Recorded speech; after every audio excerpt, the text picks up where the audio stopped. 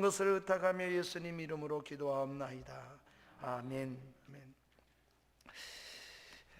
우리가 함께 보실 하나님의 말씀은 다시 누가복음을 보도록 하겠습니다. 우리 부활절 때문에 보았던 말씀 말고 누가복음 9장 말씀을 돌아가서 다시 보겠습니다. 우리 9장 37절부터 43절 말씀까지를 보도록 하겠습니다. 9장 37절부터 43절 말씀까지 우리 한 목소리로 함께 읽겠습니다. 이튿날 산에서 내려오시니 큰 무리가 맞을새 무리 중에 한 사람이 소리질러 이르되 선생님 청컨대 내 아들을 돌보아 주옵소서. 이는 내 외아들이니이다. 귀신이 그를 잡아 갑자기 부르짖게 하고 경련을 일으켜 거품을 흘리게 하며 몹시 상하게 하고야 겨우 떠나가나이다. 당신의 제자들에게 내쫓아 주기를 구하였으나 그들이 능히 못하더이다. 예수께서 대답하여 이르시되 믿음이 없고 패역한 세대여, 내가 얼마나 너희와 함께 있으며 너희에게 참으리요. 내 아들을 이리로 데려오라 하시니 올 때에 귀신이 그를 거꾸로 뜨리고 심한 경련을 일으키게 하는지라. 예수께서 더러운 귀신을 꾸짖으시고 아이를 낳게 하사 그 아버지에게 도로 주시니 사람들이 다 하나님의 위엄에 놀라니라. 아멘. 아멘. 예수님은 산 위에서 큰 변화의 역사를 제자들에게 보여주셨습니다. 그것도 기도하실 때에 옷이 휘어지고 예수님에게 광채가 나는 하늘 영광을 가지고 계시던 그 주님을 제자들이 눈으로 자다가 깨어나서 보았습니다. 뿐만이 아니라 구약 성경의 대표가 되는 율법의 대표자로 모세가, 그리고 선지서의 대표로 엘리야가 예수님과 그 산에 함께 나타났습니다. 그리고 예수님과 대화하는 이야기를 알게 되었습니다. 그것은 예수님이 십자가에 죽으실 일에 대하여 구속한 일, 하늘의 비밀에 관한 일을 말씀하는 것을 알게 되었습니다. 이런 변화산의 은혜는 얼마나 컸습니까? 그걸 쳐다보는 베드로와 요한, 야고보가 얼마나 감격을 했는지, 자기가 하는 말을 자기도 모를 만큼 그런 신비 속에, 소위 우리가 엑스타시라 그러죠. 이런 엑스타시에 들어가 있었습니다. 그래서 베드로가 뱉어놓은 말이 주여 여기 있는 것이 좋사오니 하나는 주를 위하여 모세를 위하여 엘리야를 위하여 초막에 하늘 영광을 이 땅에 보이는 초막에 기껏 한다는 말이 초막에 주님을 모시겠대. 또 예수님이나 모세나 엘리야나 동등하게 그렇게 생각하는지도 모르고 말을 뱉어 놓았습니다. 성경은 이렇게 말해요. 자기가 하는 말도 자기가 잘 알지 못하더라. 얼마나 극적인 놀라움이면 그러겠어요. 우리도 예상하지 못하는 너무 놀라움에 처하게 되면 그런 우리가 참 무슨 말을 하는지 정신이 없이 쏟아놓을 수도 있을 것입니다. 베드로가, 제자들이 그랬었던 겁니다. 주님이 산 위에서 이런 놀라운 변화를 가져오신 후에 예수님은 그 정체를 잘 보여주셨던 겁니다. 이런 세 명의 제자가 예수님과 함께 계속 거기에 초막을 짓고 살았으면 좋겠다는 요구를 했지만 예수님은 세 제자를 데리고 산 아래로 내려오셨습니다. 산 아래에 주님이 하셔야 할 사명이 있기 때문에 그렇습니다. 산 아래는 영화로운 것도, 기도의 그 환희도, 그 즐거움도 다 뒤로 하고 여전히 예수님의 육신을 입은 모습, 지금은 옷에 빛도 안 나고 광채도 안 나는 그런 모습으로 다시 산 아래로 내려오셔야만 했습니다. 다시 사람의 모습으로 내려오신 겁니다. 우리가 산 위에서 은혜를 받은 후 우리도 산 아래로 내려가야 된다면 우리가 살아가는 이 세상이 우리가 있어야 할 터전인 동시에 우리에게 주신 미션, 사명이 있기 때문에 그렇습니다. 그러기에 산 위에 오르는 것은 너무 필요한 일이지요. 은혜 속에 깊이 들어가는 건 복된 일입니다. 그래서 은혜 속에 머물러고만 하는 그런 사명을 버린 그런 은혜를 하나님이 주시고자 하시는 게 아니에요. 은혜를 주시는 것은 하나님이 산 아래의 사명을 감당하게 하시기 위해서 그래 하신 거예요. 이제 예수님은 산 아래로 내려오셨습니다. 우리는 이런 주님을 생각하며 은혜를 좀 나누려고 합니다. 그래서 오늘 제목을 산 아래의 사명이라 이런 제목을 두었습니다. 그게 뭡니까? 내려오시자마자 아들을 내게로 데려오라. 예수님이 여전히 고치시는 사역과 귀신을 축출하는 사역과 하나님 나라에 대하여 가르치시는 사명을 행하시는 겁니다. 우리는 첫째로 사명을 위한 예수님의 산에서 내려오심을 좀 생각해 보십시다. 산 아래로 돌아가야 합니다. 37절입니다. 이튿날 산에서 내려오시니 큰 무리가 맞을세. 산 위에는 성경에 보니 이렇게 우리가 시작했잖아요. 무엇하러 올라가셨다 그랬죠? 기도하러 변화산에 올라가셨다고 했습니다. 산 위에 올라가신 것은 기도의 자리요, 은혜의 자리요, 하나님과 만나는 자리에 올라가신 것입니다. 그러나 계속 기도만 하며 산 위에 머무르는 것이 크리스찬의 삶이나 예수님의 삶이 아닙니다. 기도하고 놀라운 은혜를 입은 후에 다시 산 아래로 내려와야 합니다. 우리들의 사명, 우리들의 세상, 이 세상이 산 아래에 있기 때문에 그렇습니다. 주님은 하늘 보좌를 내어놓으시고 하늘에서 우리 인간이 사는 이 땅으로 내려오셨습니다. 또한 주님은 세상에서도 사역을 하실 때 주님을 가만히 살펴보면 때로 기도하러 산에 올라가셔서 기도하시고 그리고 이튿날이든지 다시 내려오십니다. 주님이 올라가실 때에는 하나님과 은혜 속에 들어가기 위해서 기도를 위해 산 위에 오르셨다가도 항상 주님은 산 아래에 사는 사람들이 있는 곳으로 내려오셨습니다. 기독교는 사람들이 머무는 곳에 머물지 수도원에 절간처럼 그렇게 하지 않습니다. 그렇게 사는 것이 옳은 것이 아니기 때문에 그렇습니다. 주님이 이렇게 산 안에 내려왔을 때 고통과 아픔이 있는 곳에 주님이 찾아가셔서 치유도 주시고 회복도 이렇게 세우시고 그리고 소망을 주시는 것입니다. 주님이 산 아래 내려오시니 큰 무리가 맞이했다 그랬습니다. 큰 무리가 기다리고 있었어요. 무리가 그냥 주님을 기다린 게 아니고 문제를 안고 주님을 기다리고 있는 겁니다. 그 중에 특히 귀신 들린 아이로 인하여 고통하는 아버지, 그것도 외아들, 하나밖에 없는 아들이 너무 고통스럽고 힘들어하는 그 아이 때문에 애타게 부르짖는 부르짖음이 있었습니다. 사랑하는 여러분, 그래서 예수님이 오셔서 첫 번째로 내려오시자마자 만난 산 아래의 풍경은 한 아버지의 간청입니다. 38절에 보면은 이렇게 아버지가 간청합니다. 내 아들을 돌보아 주시옵소서. 선생님, 청컨대 돌보아 주세요. 내 아들을 좀 돌보아 주세요. 내 아들은 외아들입니다.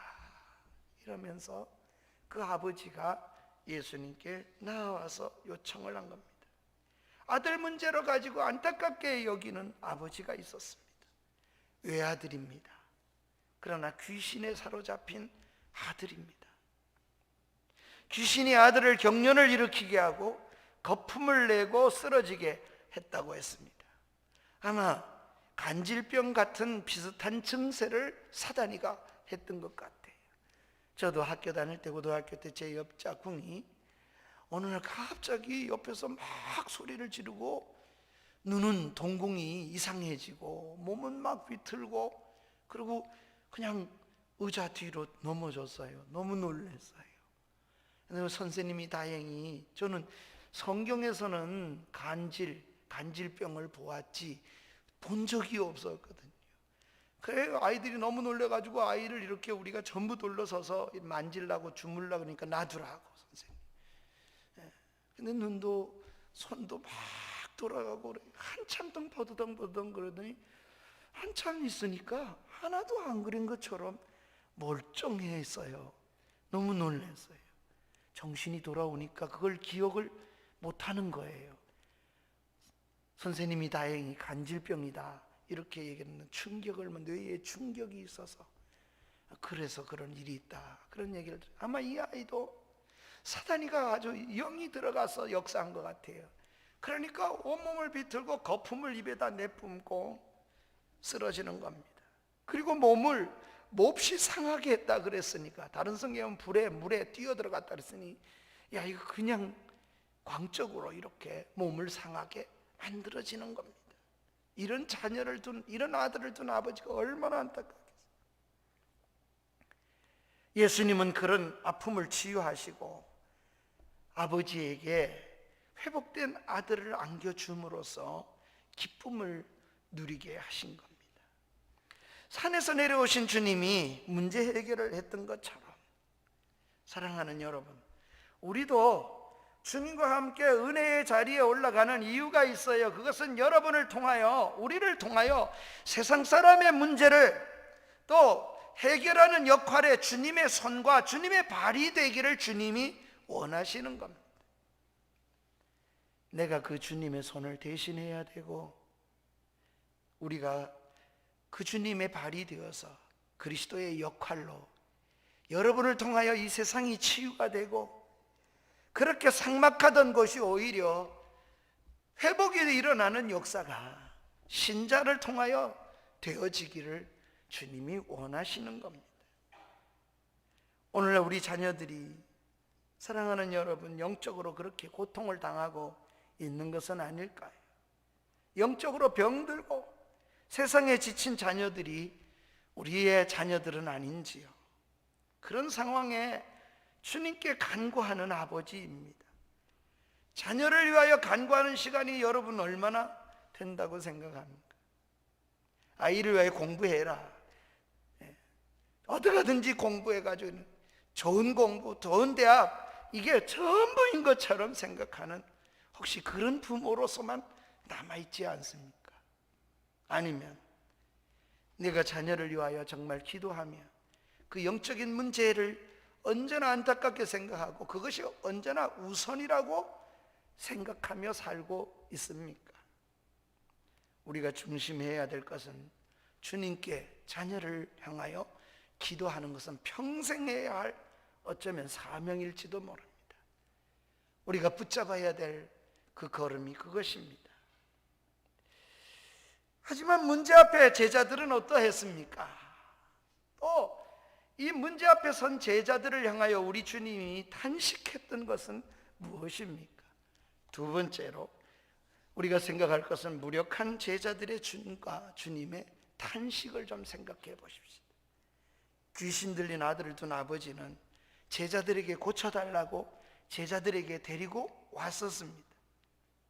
그런데 제자들이 해결하지를 못했습니다. 40절에 보면 이렇게 성경이 기록합니다. 당신의 제자들에게 내쫓아 주기를 구하였으나 그들이 능히 하지 못하더이다. 이게 아버지가 한 말입니다. 여기서 우리가 하나 중요한 사실을 알아야 될 것이 하나 있습니다.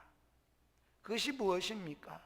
사랑하는 성도 여러분, 본시 제자들은, 한번 따라하세요, 귀신을 쫓아내는 능력을 예수님으로부터 받았어요. 없는 걸 그렇게 했다면 문제가 되지만 제자들은 예수님으로부터 그 능력을 부여받았어요.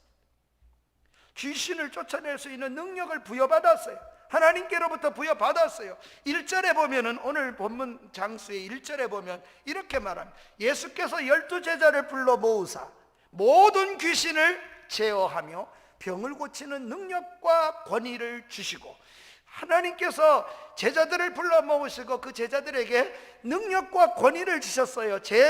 귀신을 제어하고 병을 고치는 능력을 제자들에게 예수님이 부여하셨습니다. 그런데 이 제자들이 어떻게 그 능력을 부여받고 정말 그렇게 살았을까요? 그렇게 할 수 있었을까요? 그렇습니다. 그 놀라운 능력을 실제로도 행했습니다. 6절에 내려가 보면 이렇게 말씀합니다. 제자들이 나가서 각 마을로 두루다니며 곳곳에 복음을 전하며 뭐하더라? 병을 고치더라. 실제로 예수님처럼 그 능력을, 귀신을 쫓아내기도 하고 능력을 행하기도 했습니다. 다른 성경에 보면 주여 우리가 가서 전하니 귀신이 쫓겨가더이다 이래서 주님이 귀신이 쫓겨가는 걸 기뻐하지 말고 너희가 하나님의 말씀의 자녀가 된 걸 기뻐해라 이렇게 말씀을 기록한 걸 보면 제자들은 분명히 능력을 행했고 주님이 주신 권능을 분명히 행사도 행했습니다. 그런데 지금은 못합니다. 제자들은 전에는 행하였는데 지금은 이런 일을 하지 못했습니다. 왜 이런 일이 생겼을까요? 주님의 탄식 속에 우리는 그 마음과 그 사실을 읽어내야 합니다. 우리 주님이 이렇게 41절에 보면 탄식을 합니다. 예수님께서 이르시되 믿음이 없고 패역한 세대여 얼마나 너희와 함께 있으며 너희를 참으리요. 그러니 주님이 이렇게 말합니다. 무엇 때문이라고요? 믿음이 없는 패역한 세대이기 때문에 그렇다고 지금 주님이 탄식하시며 진단이 그런 겁니다. 믿음이 없다고 했습니다. 제자들은 지금 이런 일을 하지 못했습니다. 왜 그렇습니까? 주님의 탄식에 보니 믿음이 없기 때문에 그렇다고 얘기했어요. 제자들이 믿음이 있었기에 분명히 귀신도 쫓아내고 제어하기도 하고 병을 고치기도 했겠지요. 그런데 이 믿음이라고 하는 걸 우리가 한 가지 기억해야 될 것은 이게 한번 믿음이 온 후에 지속되는 것이 아니라는 사실을 우리가 여기서 생각해 볼 수 있어요. 어떨 때는 믿음이 아주 충만해서 잘 감당하는데 어떨 때는 믿음이 하나도 없는 것 같은 그런 상황에 떨어질 수 있다는 사실입니다. 저와 여러분이 다 그럴 수가 있어요. 그래서 어떻게 해야 된다는 겁니까? 믿음에 대한 것에 대해서 제자들이 지속적으로 믿음을 유지하지 못했기 때문이라는 겁니다. 그러므로 제자된 우리들도 사명을 잘 감당하기 위해서는 부여된 능력을 잘 유지하는 것이 너무나 중요합니다. 우리가 은혜를 입은 후에 은혜를 쉽게 쏟지 않기를 주의 이름으로 축복합니다. 은혜를 받고 난 후에 그 은혜를 써먹기도 전에 그 은혜를 사명을 위해 쓰기도 전에 다 소진해버리는, 그렇게 살면 영향력이 하나도 없는 사람이겠지. 교회 안에서는 예수님 말씀 듣고 아멘 아멘 은혜가 된 것 같은데 문 밖으로 나가면 다 새버리고. 어떻게 해야 우리가 그 은혜를 계속 지속적으로 유지할까요? 주님의 삶을 들여다보면 다 보이잖아요. 주님이 뭐하러 올라가요? 산에 기도하러 올라가셨어요. 지속적인 기도 생활이 영적 생활을 유지하는데 얼마나 중요한 것인가를 잘 보여주시고 계십니다. 영적 능력을 계속해서 유지하지 못하면 산 아래에 고통하는 그런 사람들을 치유하는 일에 내가 주님의 사명을 감당하는 일을 감당하기가 어렵습니다. 그러기에 저와 여러분이 자주자주 산 위에 올라야 합니다. 그러기 위해 주님의 믿음의 동산에 올라야 합니다. 그것은 주님과 함께 하나님과 함께 교제하는 기도의 장에 언제나 올라야 되는 거예요. 그러기 위해서요 기도하고 거기 누리기 위해서, 거기가 좋사오니 누리기 위해서가 아니에요. 사명을 위해서 하나님께 기도의 장으로 나아가야 한다는 겁니다. 하나님께 가까이 하는 기도의 시간을 가져야 합니다. 그런 신앙의 태도를 통하여서 능력을 덧입을 수 있기 때문입니다. 세상을 치유하는 힘은 우리에게서 나오는 것이 아님을 분명히 날마다 우리가 깨닫게 된다면 그렇게 살 수밖에 없겠지. 그렇습니다. 늘 능력의 삶을 살기라는 것은 쉽지가 않습니다. 하나님 앞에 한번 은혜 받고 그냥 끝나면 얼마나 좋겠어요. 그게 평생 그렇게 유지됩니다. 그런 능력의 삶을 살기가 쉽지 않습니다. 늘 그리스도인답게 사는 것이, 늘 능력 있는 사람으로 사는 것이, 늘 하나님의 사람으로 사는 것이 쉽지가 않습니다. 선지자들에게도 너 하나님의 사람아, 네가 어떻게 살아야 될 것인가에 대해 하나님이 책망하실 때도 선지자들한테도 계속 그러잖아요. 자주자주 그 능력을 잃어버리고 또 주저앉습니다. 생명감이, 생동감을 잃어버릴 수가 있습니다.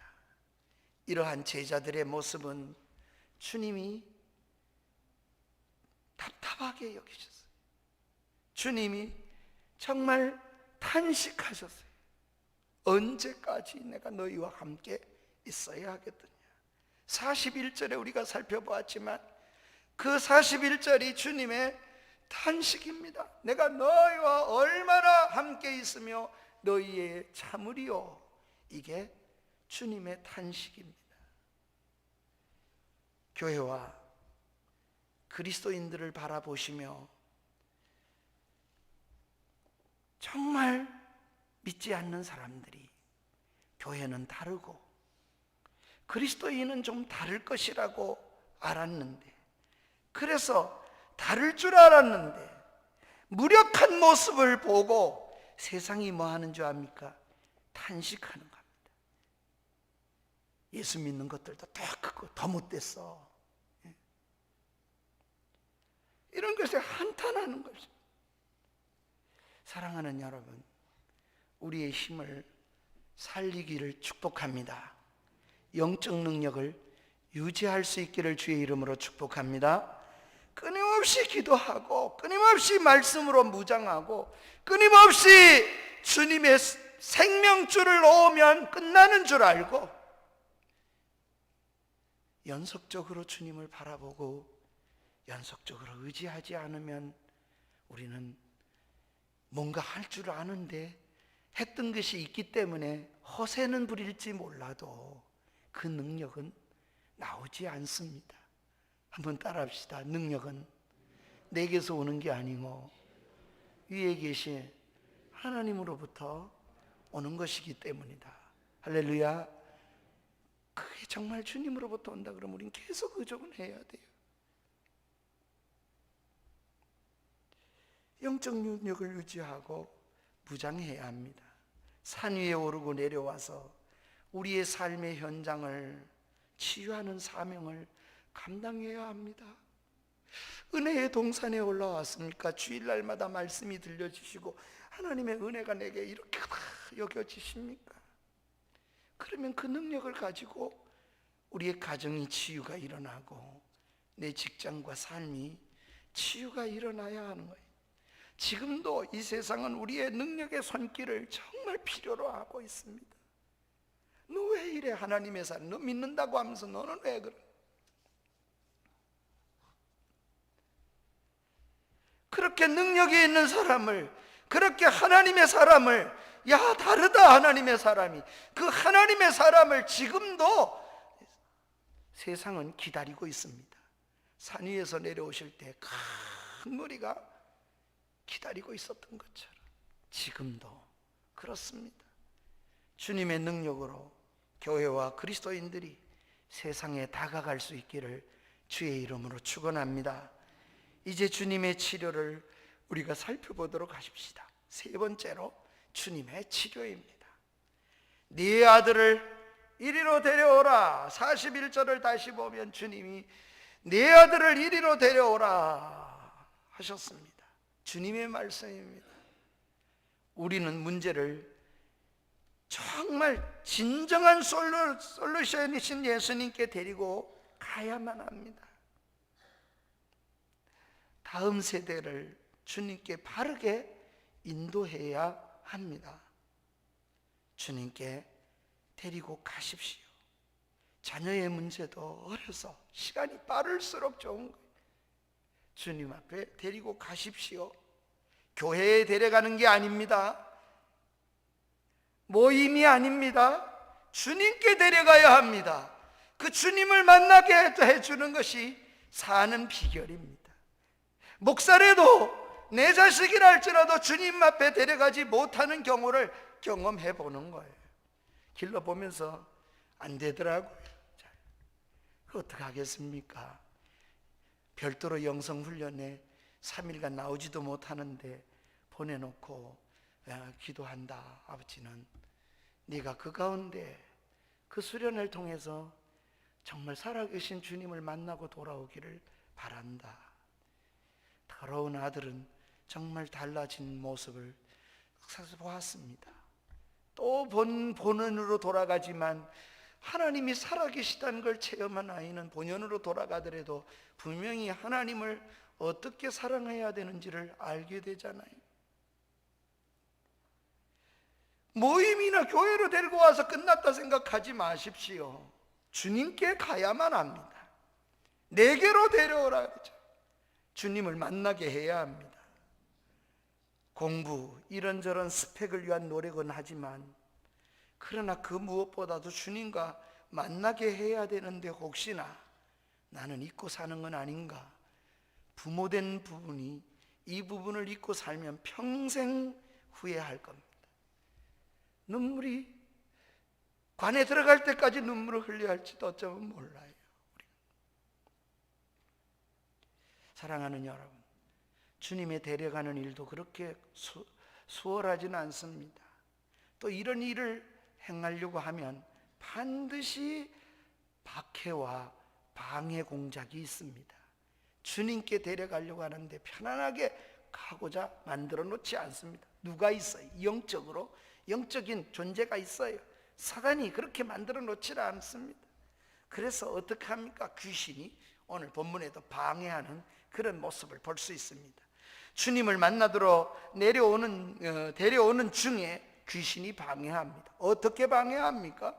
거꾸로 때리고 경련을 일으키는 역사를 일으켰다. 42절에 보면 이렇게 말합니다. 올 때, 주님께로 올 때 내게로 데려오라. 그래서 올 때 귀신이 그를 거꾸로 틀리고 심한 경련을 일으키게 했다고 했습니다.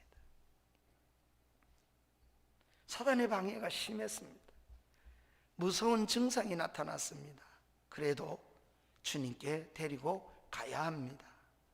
주님께 데려오는 걸 절대로 포기하지 마십시오. 이것이 우리의 부모로서 때로는 우리 이웃을 주님께 데려가는 자가 가져야 할 자세요 태도이기도 합니다. 여러분, 왜 그렇습니까? 내 외아들이라 그랬잖아요. 아들을 포기하시겠습니까? 포기할 수 없잖아요. 내 아들, 외아들, 더군다나 하나밖에 없는 아들, 그 포기할 수 없는 것처럼 주님께 데려오는 것, 그걸 포기하지 마십시오. 주님께 오는 과정은 어려움이 있습니다.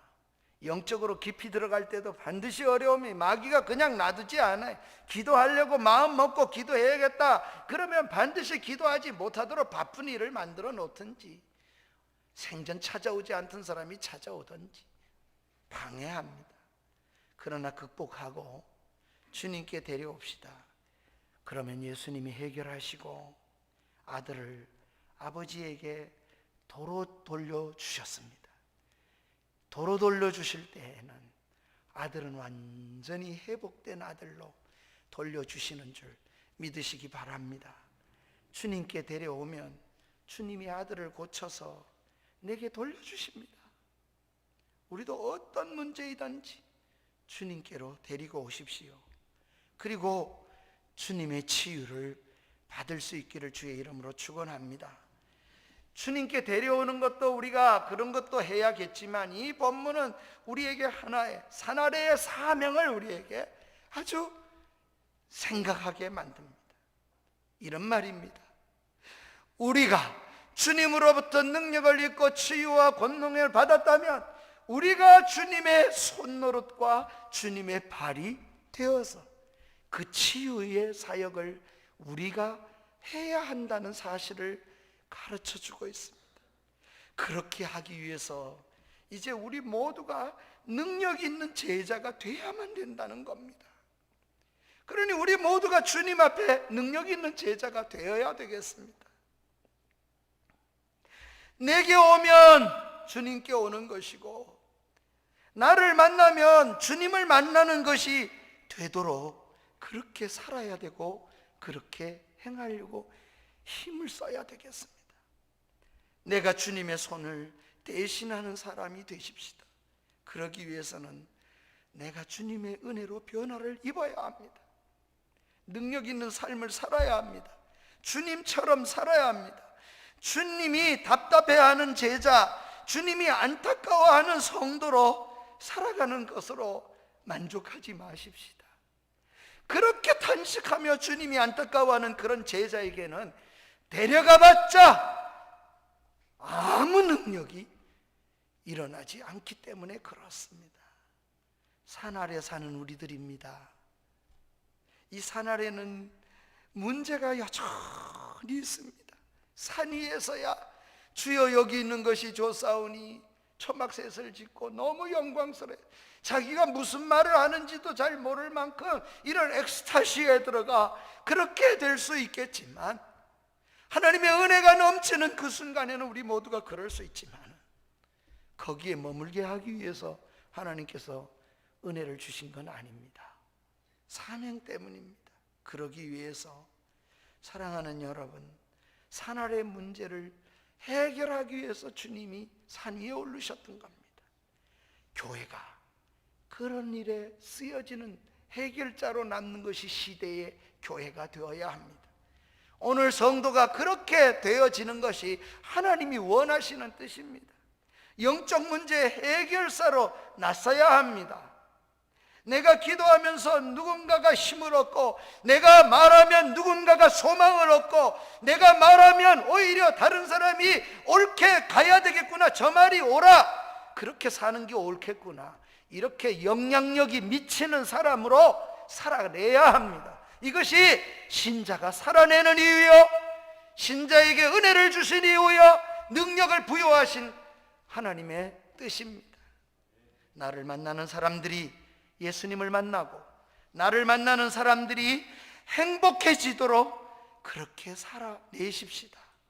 나를 만나면 길이 열리고, 나를 만난 모든 사람이 예수님 안에서 오히려 길이 보이고 길이 열려지는 역사를, 그 능력을 소유하되 지속적으로 소유하는 하나님의 은혜가 저와 여러분 속에, 말씀을 듣는 우리들 속에 일어나기를 축복합니다. 말씀을 기억하며 우리 다 같이 일어나서서 380장 나의 생명 되신 주, 우리 찬양 드리겠습니다. 주님 앞에 나아가야 합니다.